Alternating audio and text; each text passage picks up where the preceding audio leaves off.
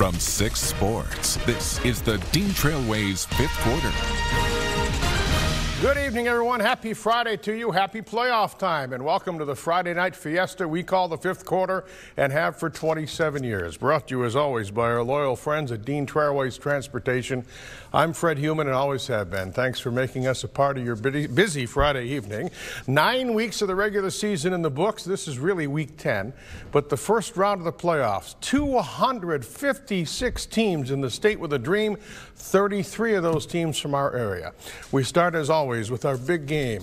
It was a battle of old area rivals at East Lansing. Audrey Dahlgren was there and joins me in studio. Hi, Aud. Hey, Fred. If you remember, Hazlet and East Lansing used to open the season against each other, but that all stopped in 2013, which means Charlie Otluski and Bill Ferracco are far from strangers, kind of like us, Fred. We go way back. It's one reason why this is our big game tonight. The other speaks for itself. Both teams came into this one with identical 8-1 records, and for EL, it's their best regular season finish since 2003. Well, look at these little cuties. They had a front row seat to a great game, and there's a reason they were smiling from ear to ear. First quarter Trojan star running back Kobe Hayward showing off his versatility.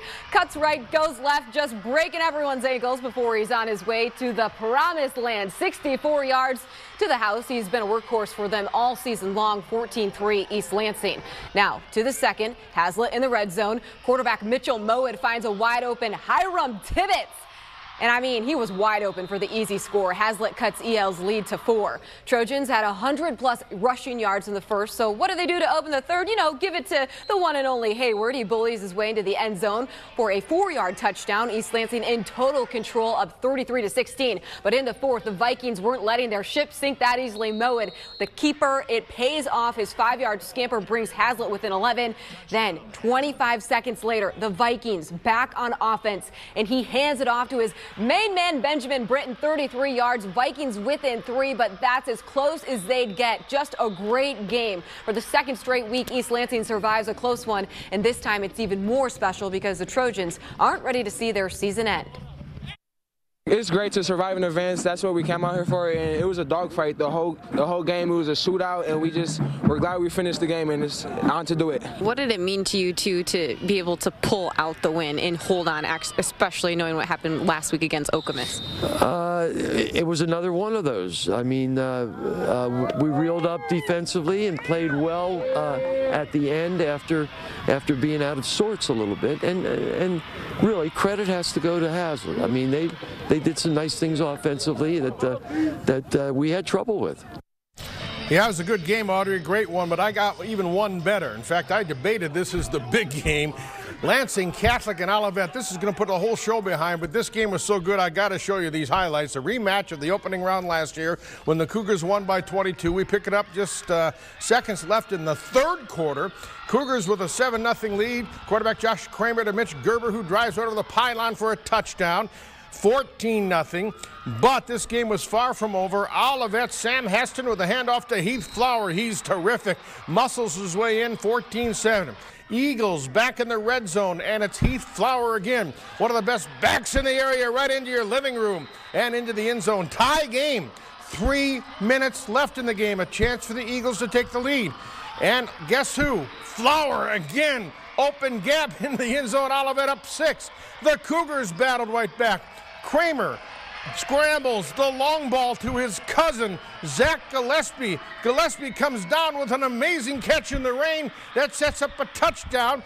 45 seconds left. Catholic decides to go for 2 rather than kicking the extra point after the TD. The conversion here on the Kramer scramble goes up, and it's good. And then a penalty. They had to do it again, and there was the play. Kramer to Gillespie for the winning 2-point conversion.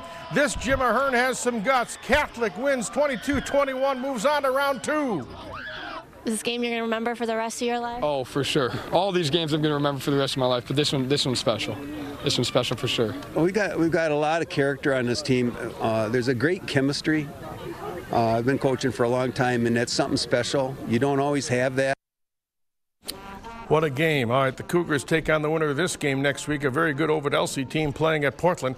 Third quarter, Portland up 10-7. Jacob Veal with the handoff up the middle. What a season he's had in for the touchdown. Still in the third quarter, Portland and Veal again with the carry. He's in for another touchdown. Now let's fast forward ahead to the fourth quarter. Portland up by 13. Brody Smith fires here into the end zone. Jordan Selby comes down with it. Raiders pull away in the second half, win at 33-19. A second meeting with Lansing Catholic next week in round 2 of the playoffs. It's good to get a victory. Olivet Elsie is a tough physical football team. They're very well coached, and just a hard-fought game every time we play them. You know, they just got to keep performing, play one play at a time, and just focus on what's in front of them. This is a great football team, and it's a great win for us, and we're lucky to be moving on in the playoffs. Very proud of our kids. They battled all night long. You know, we had some bad things happen, some mistakes we made on the field, but they just kept battling. All right, another local showdown that could have gotten big game consideration at Jackson. The 9-0 Vikings taking on a hungry group of Okemos Chieftains who had their playoff dream ruined by Jackson last season. Well, both teams played in the CAAC Blue. To Withington Stadium we go. Third quarter, Okemos up by a score, but Dorian Riley gives Jackson the lead with this 3-yard touchdown run. Vikings storm back lead 22-20. Later, third quarter, Chieftains quarterback Mason Kazmarek finds Chase Conrad, his senior teammate, on the screen. He finds some room on the sideline, gets all the way down to the 1-yard line. That would set up a quarterback sneak for the score, and it's 28-22. There's the sneak by Kazmarek. Okemos would tack on a field goal under 3 minutes left to make it a 2-score game. Last chance for Jackson. They look deep, but the Chieftains get the interception. Grant Holzer steals the deal. What a win for the Chiefs, 31-22 over previously unbeaten Jackson. Okemos wins its first playoff game in 7 years. It's huge. We haven't had a playoff win in many years, and to get back and the way the kids responded. I just love this team. I love being around the kids. To say that I get another week with these players and just to be able to be around them, I'm so grateful. I love every one of them. That is a great win for them. Undefeated DeWitt now open the first round of the playoffs tonight against St. John's on its home turf. In the first quarter, it's DeWitt quarterback Blake Gatfield who keeps it himself and is in to put the Panthers up 7-0. St. John's, though, would answer right back as Brock Miller is able to break free down the sideline. He's thinking 6, but gets knocked out of bounds inside the 5-yard line. Right there. And that would set up a touchdown for the Red Wings to draw even at 7. DeWitt up 14-7 in the third quarter. It's Gatfield again, this time using his arm to find Derek Hamp, who extends across the pylon for the touchdown. DeWitt now on top 21-7. The Panthers would run away with things late in the second half to take down St. John's 34-7 and will take on East Lansing at home next week. That's going to be a good one, too. Hey, how cool is this? Denny Falk has been officiating games for the MHSAA for the last 50 years. But tonight, the matchup between Goodrich and Williamston marked his final game on the sidelines, and boy, did he get a good one. Right to the good stuff. Fourth quarter, game tied at 28 when quarterback Austin Stifler finds Peter Daniels for the score. Williamston takes the lead. Last chance for Goodrich, under a minute to go. Quarterback Tyson Davis scrambling around trying to find a receiver, but the ball is knocked loose and recovered by the Hornets. Williamston survives 35-28. They move on to play Flint Powers next week, but tonight coach says it's okay to celebrate. And we've been in a lot of games, and that bodes well for playoff games. We're going to have another tough one next week, but we'll celebrate this one tonight for 24 hours, enjoy a little dance in the locker room, and then we'll get ready for Powers. Over in PW country, PewamoWestphalia hosting CMAC foe Saranac. In the first quarter, no score. PW's Aiden Simon with the handoff, and he's off. He takes it to the house. Look at that. That's pretty speedy there. PW up 7. Now on the kickoff, Saranac with the recovery. Runs into some Pirates and fumbles the ball, and PW recovers this one, so it would go on to set up this. PW's Hunter Worth with the carry, and he takes it in for the touchdown. Another blowout win for PW, 62-14 on to round 2 for the 10-0 Pirates. All right, I've said it before and I'll say it again. If you want to rewatch the highlights from all of the games we went to tonight, you can do so as many times as you would like. All you need to do is go to our website, WLNS.com, and click on the Sports tab. And hey, we are far from done. When Uncle Fred and I return from a quick timeout, we're taking you to Grass Lake, where the 8-1 Warriors were hoping to power past Michigan Center. See ya in a bit. Because of those great highlights in the first bag, we are running behind, so let's get right to it. To the Jackson area we go. Grass Lake hosting Michigan Center, a rematch from earlier this season. We begin here in the third quarter. Roger Hayward finds Carter Wiley over the middle. That's a touchdown. Then how about a trick play? Nick Torty will get the toss here from Michigan Center. He's going to throw, finds Wiley. The Cardinals rolling at this point. Warriors would fight back. Sean Hickey fires it downfield to Scott Crutchfield. Beautiful back shoulder grab. That sets up Trent Holden, who plows his way into the end zone, make it 21-6. Then the dagger. Hayward drops back to pass here. He will fire a bomb to, you guess it, Carter Wiley. What a catch right there. The Cardinals avenge an earlier loss, win 35-6. To Jackson Lumen Christi, two-time defending state champion. Titans hosting Napoleon. What a coach Herb Brogan is. Napoleon trying to get an early lead, but Colin Bradley has his pass picked off by Bobby Willis. What a catch that is. That would set up Nick Thomas. He follows his blocks. He'll go into the end zone.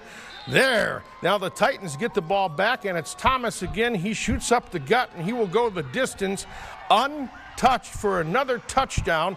Make it 9-0 for the Titans. They'll get another touchdown here as Thomas goes up the middle again. They win big, 52-30. Audrey?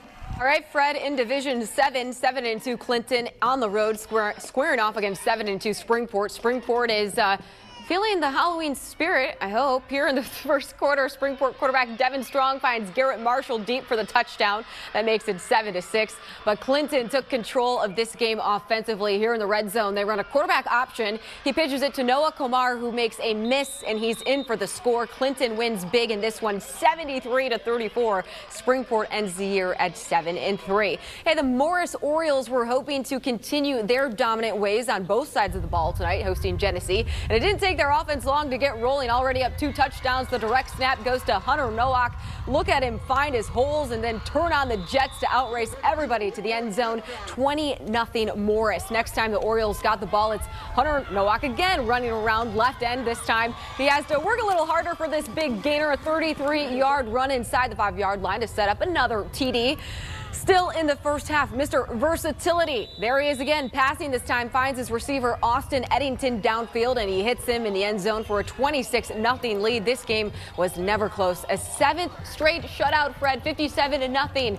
The Orioles, actually, that should be 6th straight shutout for Morris Orioles. They haven't given up a point since September 14th. That's right. That's 6 in a row. That may have been my bad, Audrey. I'll apologize after the show. A few other playoff scores. Mighty Aggies of Dansville go on the road, beat Sterling Heights Parkway Christian 29-20, and Ithaca loses. That's big news around here in the first round of the playoffs for the first time in 10 years. Millington beat them tonight 50-33. Quite a Michigan State hockey story when we come back. Stay with us. Welcome back. Michigan State's hockey team dropped the puck against the big boys tonight, number 8 Cornell, which means we got our first taste of what this Spartan squad is really made of. The Spartans found some offensive firepower tonight. Captain Sam Saliba here skates in all alone, puts a nice deke on Cornell's goalkeeper, and it fires at top shelf. Spartans in the lead, and the celebration is on. Later, freshman Dennis Asana chases a loose puck in the Cornell zone, fires it past the goalie, and the Spartans extend their lead. Now, watch the left side here. You barely see the shot, but Taro Hiroshi fires it in. The Spartans knock off 8th-ranked Cornell 5-2. What a win, Fred. Same two teams play tomorrow night. Yeah, it's a great win. MSU football home to Purdue tomorrow, 12 noon kickoff. Boilermakers are hot, having won 4 games in a row. The Spartans are reeling. Come on in, Audrey. By all indications, though Michigan State is not confirming it, we're hearing Brian Lewerke is not yet ready to go. And that would mean that freshman Rocky Lombardi could get some time. And now punter Tyler Hunt, who was filling in for the injured Jake Hartberger, is also injured. Yeah. So MSU is down to its 3rd string punter tomorrow. Ouch. Yeah, the injuries just keep mounting for them, don't they? Yeah, they sure do. World Series, big home run by Jackie Bradley, who's been one of the heroes of the postseason. That was in the 8th inning for the Red Sox. Dodgers led 1-0. Bradley's home run tied the game. It's now in the 9th inning. Dodgers batting, and it's 1-1. In Game 3 of the World Series. Dodgers got to win. And should we update people on how the Red Wings did? They lost. Still haven't won at Little Caesars Arena this year. We can just re-rack that tape. They've won 1 game in 10. I know, not good. Big weekend coming up. Audrey's here. We'll see you soon.